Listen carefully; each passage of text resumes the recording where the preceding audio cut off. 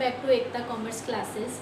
तो business studies की 12th के बिज़नेस स्टडीज़ में हम लोग इकोनॉमिक रिफॉर्म्स का टॉपिक कर रहे थे, इकोनॉमिक रिफॉर्म्स 1991। तो पिछली 2 वीडियोस में हमने उसके बारे में डिस्कस किया कि कौन कौन से इकोनॉमिक रिफॉर्म्स थे और गवर्नमेंट ने उसके लिए क्या क्या स्टेप्स लिए थे। तो अब उस चीज़ का हमारी इकॉनमी पे, या फिर हम कह सकते हैं कि जो इकॉनमी के अंदर जो बिज़नेस और इंडस्ट्री है उसके ऊपर क्या अफेक्ट पड़ा। हमने फर्स्ट वीडियो में कहा था ये टॉपिक हम बिज़नेस एनवायरनमेंट में पढ़ रहे हैं, तो उसका कहीं ना कहीं हमारे बिज़नेस और इंडस्ट्री पे अफेक्ट पड़ता है, इसलिए हम लोग ये टॉपिक बिज़नेस एनवायरनमेंट में पढ़ते हैं।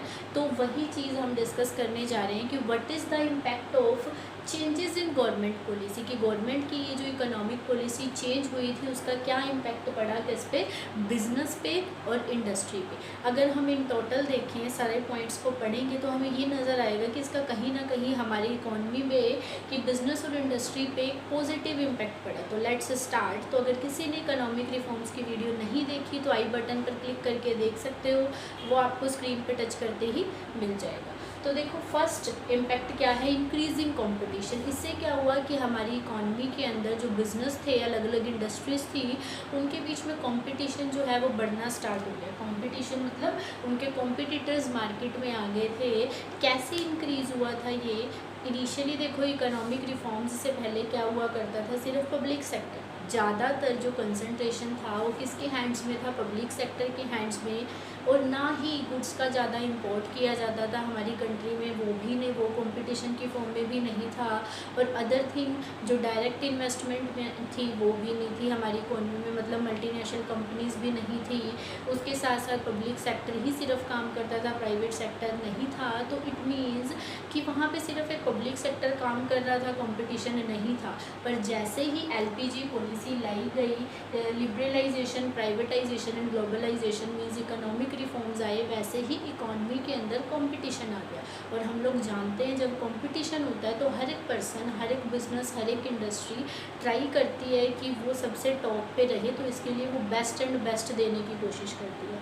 तो इससे कहीं ना कहीं हमारे देश के बिज़नेस और इंडस्ट्री की एक फास्ट पेस से, तेज़ गति से क्या होने लगी, डेवलपमेंट होने लगी। तो this gave rise to the economic development. तो देखो बिज़नेस और इंडस्ट्री के बढ़ने से कहीं ना कहीं हमारी इकॉनमी रिलेट करती है, तो इससे देश की ग्रोथ होने लगी थी। किस वजह से, बिकॉज कंपटीशन इंक्रीज हुआ। तो this is the very important impact of changes in government policy. Second is more demanding customers. देखो LPG आने के बाद, इकोनॉमिक रिफॉर्म्स आने के बाद इकोनमी के अंदर काफ़ी एक बड़े लेवल के ऊपर इंफॉर्मेशन जनरेट की जाती थी। मींस जो अलग अलग टाइप के प्रोडक्ट्स बन रहे थे उसके बारे में लोगों को बताया जाता था। इट मीन्स कि जो लोग थे, कस्टमर्स थे, वो भी ज़्यादा से ज़्यादा अवेयर होने लगे और वो भी ऐसी ऐसी गुड्स डिमांड करने लगे, मतलब डिफरेंट टाइप्स की मार्केट के अंदर। ये नहीं है कि कस्टमर को जो भी चीज़ दी जाती थी वो वही एक्सेप्ट कर लेगा, नहीं, क्योंकि कस्टमर को time to time different type की इंफॉर्मेशन अवेल कराई जाती थी ताकि कस्टमर किसी भी तरह से एक्सप्लॉइट ना हो। और कस्टमर जो है वो ज़्यादा से ज़्यादा डिमांड करने लगा था कि प्रोडक्ट ऐसा नहीं, ऐसा होना चाहिए। इट मीन्स हमारी इकॉनमी के अंदर ज़्यादा डिमांडिंग कस्टमर्स इंक्रीज़ होने लगे। डिमांडिंग कस्टमर हुए तो उससे कहीं ना कहीं जो बिज़नेस थे उन्होंने भी अपने आप को ग्रो करने के बारे में सोचा कि हमें कस्टमर्स की डिमांड के अकॉर्डिंग प्रोडक्ट प्रोड्यूस करना चाहिए ताकि वो अपनी सेल्स को, अपने प्रॉफिट को इंक्रीज़ कर सके। तो इससे भी हमारी इकॉनमी पे एक पॉजिटिव इम्पैक्ट और ग्रोइंग इकॉनमी बनने लगी थी हमारी इकॉनमी। तो next is rapidly changing technological environment. देखो टेक्निकल एनवायरनमेंट, जो ये इकोनॉमिक रिफॉर्म्स हुए थे 1991 के, इसका सबसे ज़्यादा अफेक्ट टेक्नोलॉजिकल एनवायरनमेंट में, मींस काफ़ी ज़्यादा इम्पैक्ट पड़ा था।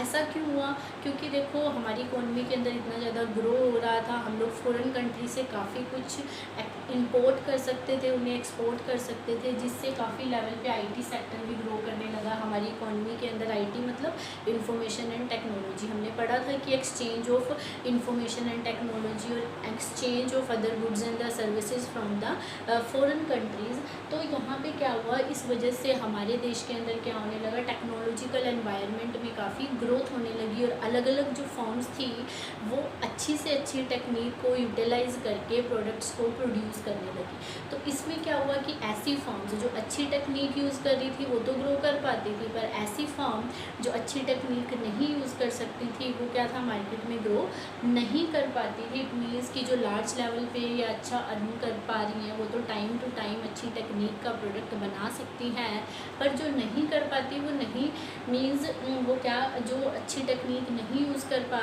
पा रही थी वो ग्रो भी नहीं कर सकती थी। तो इट मीन्स इसका कहीं ना कहीं हमारे देश के टेक्नोलॉजिकल एनवायरनमेंट पे अफेक्ट पड़ा और ज़्यादा से ज़्यादा बिजनेस ट्राई करते थे कि हम नई टेक्निक का प्रोडक्ट बनाएं। ऑब्वियस सी बात है, देखो एक फर्म अच्छी टेक्निक का बना रही है, दूसरी फर्म आउटडेटेड टेक्निक का बना रही है, तो डिमांड किसकी ज़्यादा होगी, जो बेटर टेक्निक का प्रोडक्ट बना रही है। तो देखो इससे कहीं ना कहीं हमारे देश के टेक्नोलॉजिकल एनवायरनमेंट में ग्रोथ होने लगी और जिससे कि हमारे देश की बिज़नेस और इंडस्ट्रीज़ भी ग्रो करने लगी, ऐसे प्रोडक्ट्स बनाने लगी जो कि हमारे देश के अंदर ज़्यादा डिमांडेड थे और अच्छी टेक्निक के प्रोडक्ट्स। तो देखो ये कहीं पॉजिटिव इम्पैक्ट्स ही है ऑलमोस्ट, जो एलपीजी हुई थी उसके जो नेगेटिव इम्पैक्ट थे उसको कहीं ना कहीं ख़त्म किया जाता था, उसको कम से कम करने की कोशिश की जाती। तो ओवरऑल जो इफेक्ट पड़ा था हमारी इकोनॉमी पे, ग्रो करने लगी थी हमारी इकोनॉमी, देश के अंदर बिजनेस और इंडस्ट्री, सेकेंडरी इंडस्ट्री जिसे हम कह सकते हैं, वो इंक्रीज़ हुई थी एलपीजी के बाद। तो next is necessity for change. Necessity for change का यहाँ पर क्या मीनिंग हुआ, देखो जो हमारा बिज़नेस एनवायरनमेंट था एलपीजी के बाद, बिज़नेस एनवायरनमेंट मतलब बहुत सारी इकोनॉमी के अंदर जो फैक्टर्स थे दैट वाज चेंजिंग रैपिडली। तो हर एक बिज़नेस को ज़रूरत थी कि वो अपने आप को भी उस रैपिड चेंजेस के साथ, उस रैपिड बिज़नेस एनवायरनमेंट के चेंज होने के साथ साथ वो खुद को भी चेंज करे। तो कहीं ना कहीं क्या किस चीज़ की ज़रूरत थी, बिज़नेस और इंडस्ट्रीज़ के अपने आप को चेंज करने की with the change in the business environment. किसका इफेक्ट था, इकोनॉमिक रिफॉर्म्स का और गवर्नमेंट पॉलिसीज़ का। लाइक एग्जांपल हम पहले भी काफ़ी बार ले चुके हैं इंपोर्ट और एक्सपोर्ट का। देखो इकोनॉमिक रिफॉर्म्स के बाद क्या हुआ था, लिबरलाइज्ड कर दिया था वो ऐसा, जैसे इंपोर्ट और एक्सपोर्ट में एक्सपोर्ट टैक्स सपोज गवर्नमेंट ने कम कर दिया ताकि ज़्यादा से ज़्यादा एक्सपोर्ट किया जा सके। तो इसी तरह टाइम टू टाइम काफ़ी चेंजेस आते रहते हैं।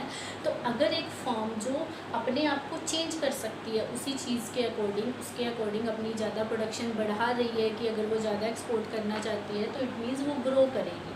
तो यहाँ पे वो यही कहना चाह रहा है कि जब से गवर्नमेंट पॉलिसीज़ चेंज हुई है उसके साथ साथ हर एक बिज़नेस को अपने आप को, जैसे बिज़नेस एनवायरनमेंट के अंदर चेंजेस होते हैं अकॉर्डिंग टू गवर्नमेंट पॉलिसीज़, अपने आप को चेंज करने की ज़रूरत पड़ती है। This is necessity to change.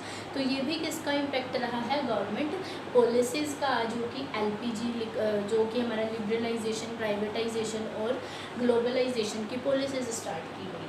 तो नेसेसिटी फॉर चेंज, अपने आप को चेंज करने की ज़रूरत है। Next is need for developing human resource.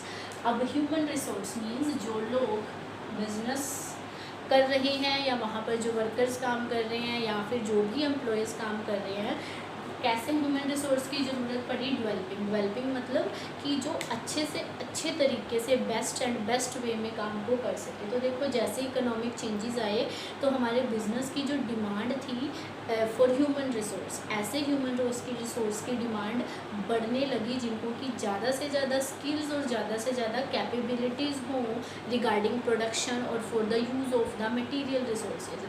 Means in short we can say कि जैसे इकोनॉमिक रिफॉर्म्स आए वैसे ही हमारे देश के अंदर जो बिज़नेस और इंडस्ट्रीज़ हैं उनकी ह्यूमन रिसोर्स की डिमांड बढ़ने लगी, और ऐसे ह्यूमन रिसोर्स की डिमांड जिन्हें पर्टिकुलर फील्ड के अंदर अच्छी से अच्छी स्किल्स हो और ज़्यादा से ज़्यादा नॉलेज हो, ताकि हम लोग अपने बिज़नेस को ज़्यादा से ज़्यादा ग्रो कर सकें और इन शॉर्ट वी कैन से हम लोग अपनी इकॉनमी को डेवलप कर सकें। तो नेक्स्ट इज़ मार्केट ओरिएंटेशन। अब देखो मार्केट ओरिएंटेशन क्या है, दो कंसेप्ट होते हैं, one is production concept and the other is market concept और we can say marketing concept.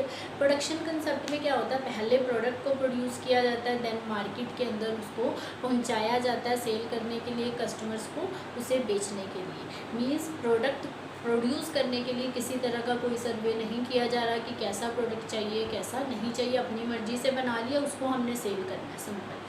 ये जो फ़िलॉसफी थी ये पहले यूज़ हुआ करती थी, अब ये नहीं होती है। क्यों? क्योंकि जो कस्टमर है वो अवेयर हो चुका है। पर सेकंड इज़ मार्केट कंसेप्ट और मार्केटिंग कंसेप्ट। उसमें क्या होता है, पहले मार्केट का सर्वे करती है फॉर्म्स कि लोग किस तरह की चीज़ लेना चाहते हैं, कैसी उनकी डिमांड है, उसके बाद वो गुड्स को प्रोड्यूस करते हैं। तो आज के टाइम में ये फ़िलोसफी जो हमारे मार्केट के अंदर अवेलेबल है, मींस एग्जिस्ट कर पाते हैं, ऐसी फॉर्म्स ही एग्जिस्ट कर पाती है जो मार्केटिंग फ़िलोसफी के अकॉर्डिंग काम करती है। तो यहाँ पर हम मार्केट ओरिएंटेशन की ही बात कर रहे हैं।